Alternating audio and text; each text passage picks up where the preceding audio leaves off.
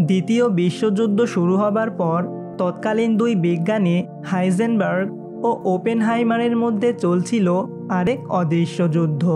সে সময় জার্মানি ও যুক্তরাষ্ট্র একে অপরের সাথে পাল্লা দিয়ে খুঁজতে থাকে অ্যাটম বোমা বা পারমাণবিক বোমা তৈরির কৌশল। আমেরিকানরা তখনও খুব শঙ্কিত ছিল এই ভেবে যে জার্মানরা হয়তো যে কোনো মুহূর্তে পারমাণবিক বোমা আবিষ্কার করে ফেলতে পারে, কারণ হাইজেনবার্গের নেতৃত্বে জার্মানরা অনেক আগেই সে কাজ শুরু করে দিয়েছিল। পরবর্তীতে আমেরিকানরাই সর্বপ্রথম পারমাণবিক বোমা তৈরি করে পৃথিবীর যুদ্ধের ইতিহাসকে বদলে দেয়।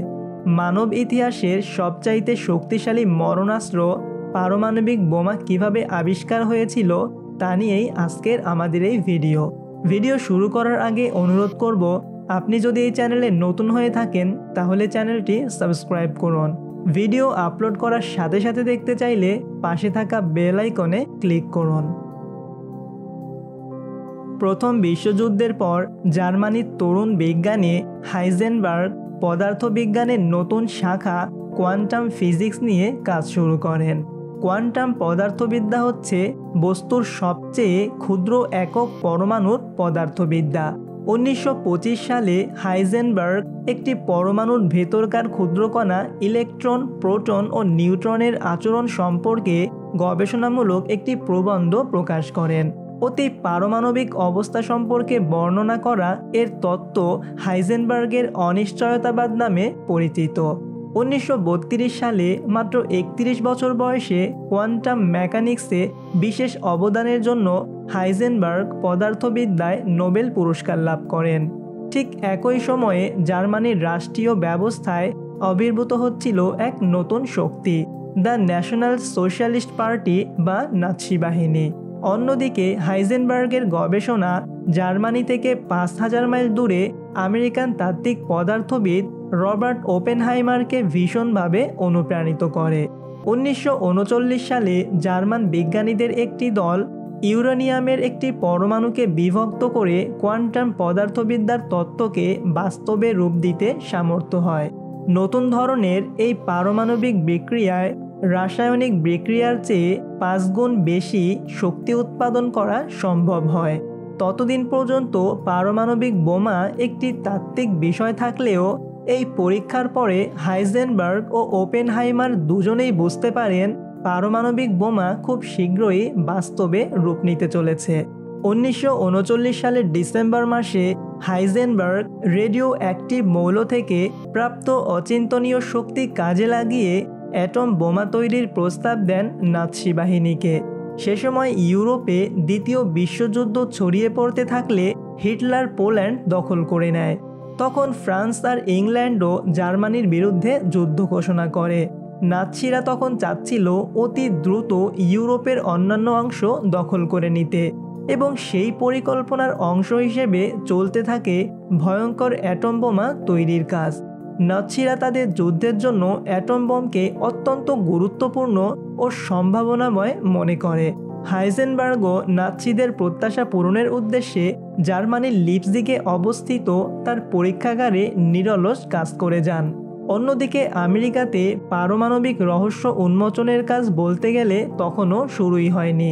ঠিক এমন সময়ে পৃথিবীর শ্রেষ্ঠ পদার্থবিদ আলবার্ট আইনস্টাইন আমেরিকার তৎকালীন প্রেসিডেন্ট রুজভেল্টকে চিঠি লিখে জানান জার্মানরা এক সুপার ওয়েপন তৈরি করছে যা নিমিষেই একটি শহরকে ধুলোয় মিশিয়ে দেওয়ার সক্ষমতা রাখে। আইনস্টাইনের সেই ইতিহাস বদলকারী চিঠি রুজভেল্ট অত্যন্ত গুরুত্বের সাথে নেন। সাথে সাথেই শুরু হয়ে যায় আমেরিকানদের পাল্টা গবেষণা। 1941 সালের অক্টোবর মাসে শুরু হয় আমেরিকার সর্বকালের সবচেয়ে গোপন প্রকল্প প্রজেক্ট ম্যানহাটান। তৎকালীন সময়ে আমেরিকাতে পারমাণবিক বোমা সম্পর্কে সবচেয়ে ভালো ধারণা ছিল ওপেনহাইমারের। তাই ওপেনহাইমারকে বিংশ শতাব্দীর সবচেয়ে গুরুত্বপূর্ণ ও ঐতিহাসিক সেই প্রকল্পের পরিচালক বানানো হয়। অন্যদিকে জার্মানিতে হাইজেনবার্গও একই কাজে ওপেনহাইমারের থেকে 1 বছর এগিয়ে ছিলেন। 1941 সালের আগে একটিমাত্র পরমাণু ভাঙ্গন সম্ভব হলেও একসাথে লক্ষ লক্ষ পরমাণুর ভাঙ্গন তখনও সম্ভব হয়নি। একসাথে ভাঙা সম্ভব হলে গাণিতিক চক্রবৃদ্ধির হারে যে বিপুল পরিমাণ শক্তি পাওয়া যাবে সেটি দিয়েই তৈরি হবে অ্যাটম বোমা। 1943 সালের মার্চে আমেরিকার নিউ মেক্সিকো অঙ্গরাজ্যের লস আলামাস শহরে তৎকালীন সময়ের সেরা বিজ্ঞানীদের নিয়ে ওপেনহাইমার তার কাজ শুরু করেন।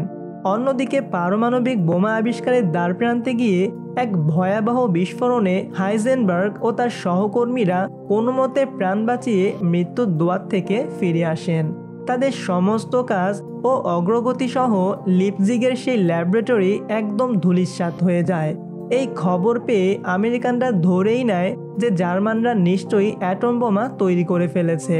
হাইজেনবার্গের ল্যাবরেটরি বিস্ফোরণের ঘটনাকে জার্মানির সাফল্য ভেবে ভুল করা খবরটাই আমেরিকানদের সর্বদা তাগিদ দিচ্ছিল। অন্যদিকে ল্যাবরেটরি ও গবেষণা সম্পূর্ণ ধ্বংসপ্রাপ্ত হওয়ার পর হাইজেনবার্গ প্রচণ্ড মানসিক চাপে ছিলেন।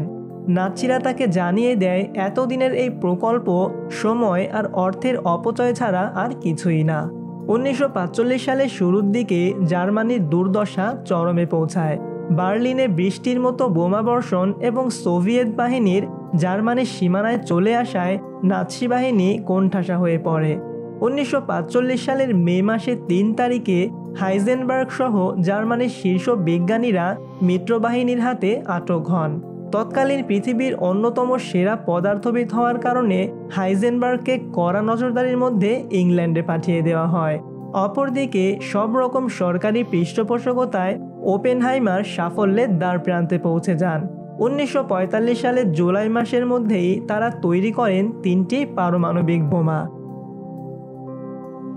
এবার 3 বছরের অক্লান্ত পরিশ্রম আর $2 বিলিয়ন ব্যয়ে তৈরি অ্যাটম বোমার ক্ষমতা পরীক্ষার পালা। 1945 সালের 16 জুলাই ইতিহাসের প্রথম পারমাণবিক বোমার সেই পরীক্ষা ট্রিনিটি টেস্ট নামে পরিচিত। ট্রিনিটি টেস্টের বোমাটি এতই শক্তিশালী ছিল যে এর বিস্ফোরণ স্থলের তাপমাত্রা সূর্যপৃষ্ঠের তাপমাত্রার চেয়ে 10,000 গুণ বেশি ছিল। এর তীব্রতা ছিল 20,000 টন ডিনামাইট বিস্ফোরকের সমতুল্য। আর এর মাধ্যমে ওপেনহাইমার তৈরি করে ফেলেন মানব ইতিহাসের সবচাইতে শক্তিশালী মরণাস্ত্র। ট্রিনিটি টেস্টের 3 সপ্তাহ পর আগস্টের 6 তারিখ একটি আমেরিকান প্লেন অবশিষ্ট 2টি পারমাণবিক বোমা নিয়ে উড়ে যায় জাপানের উদ্দেশ্যে। হিরোশিমা ও নাগাসাকিতে চালানো হয় মানব ইতিহাসের প্রথম পারমাণবিক আক্রমণ। বলা হয় এর উদ্দেশ্য ছিল দ্বিতীয় বিশ্বযুদ্ধের ইতি টানা। আমেরিকার এই নৃশংস হত্যাকাণ্ডে 20,000 সৈন্যসহ 2,26,000 মানুষ মৃত্যুবরণ করে। অ্যাটম বোমার পরস্পর বিরোধী একটি ব্যাপার হচ্ছে জাপানের 2 লক্ষাধিক নিরপরাধ মানুষ এতে মারা গেলেও রক্তক্ষয়ী দ্বিতীয় বিশ্বযুদ্ধ পুরোপুরি থেমে যায়। জাপান পারমাণবিক হামলার 6 দিন পরেই আত্মসমর্পণ করার মধ্য দিয়ে সূচিত হয় ধ্বংসযজ্ঞের শেষের শুরু। হাইজেনবার্গ ও ওপেনহাইমার দুজনই এই মর্মান্তিক হত্যাকাণ্ডের জন্য দায়ী। আবার একই সাথে চরম অমানবিক যুদ্ধ বন্ধ করার কাণ্ডারি হিসেবেও তারা দুজনেই সফল। অ্যাটম বোমা যেমন মানব সভ্যতার সবচেয়ে ভয়ানক মরণাস্ত্রের ইতিহাস, ঠিক তেমনই জাপানিদের কাছে আত্মহত্যা করার সবথেকে পরিচিত জায়গা হিসেবে বিবেচিত অকিগাহারা। অকিগাহারা জাপানের ফুজি পর্বতমালার উত্তর পশ্চিমে অবস্থিত 35 বর্গ কিলোমিটারের একটি জঙ্গল। এটি সি অফ ট্রিজ অথবা গাছের সমুদ্র নামেও পরিচিত। কিছু অদ্ভুত পাথর এবং কোনো প্রাণের অস্তিত্ব না থাকাতে সবসময় শুনশান নীরব এই বনটি পর্যটকদের আগ্রহের কেন্দ্রবিন্দু। জাপানি পুরাণ মতে এ বনে প্রেতাত্মারা ঘুরে বেড়ায় এবং এটি আত্মহত্যা করার জায়গা হিসেবে বিবেচিত। এই বন থেকে প্রতি বছর 100-এর বেশি মৃতদেহ উদ্ধার করা হয়। তাই অকিগাহারা সম্পর্কে জানতে চাইলে আমাদের এই ভিডিওটি দেখুন। ভিডিওটি ভালো লাগলে চ্যানেলটি সাবস্ক্রাইব করুন এবং পাশে থাকা বেল আইকনে ক্লিক করুন।